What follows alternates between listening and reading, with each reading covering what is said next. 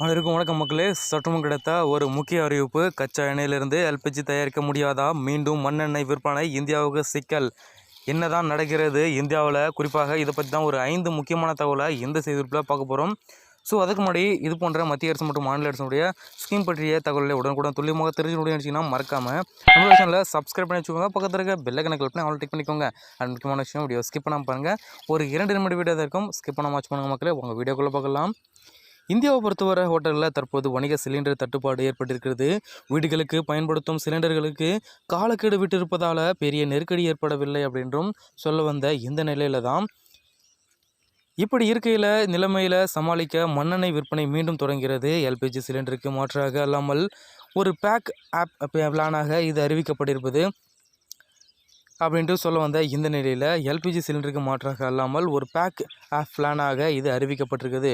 இந்தியாவில் இன்னும் மண்ணெண்ணெய் அடுப்புகள் பயன்பாட்டில் தான் இருக்கின்றன. எனவே என்ன பண்ணுறாங்கன்னா, அந்த மக்களுடைய தேவையை பூர்த்தி செய்ய தற்பொழுது மண்ணெண்ணெய் விற்பனை தொடங்கியுள்ளதாக சொல்கிறாங்க. ஏற்கனவே கடந்த காலங்களில் பார்த்தீங்கன்னா மண்ணெண்ணெயை ரேஷன் கடைகள் மூலம் விற்பனை செய்யப்பட்ட அனுபவம் இருக்கிறது. எனவே மீண்டும் மக்களிடத்தில் இதை கொண்டு போய் சேர்ப்பதில் மிகவும் சிரமம் இருக்காது சொன்னவங்க.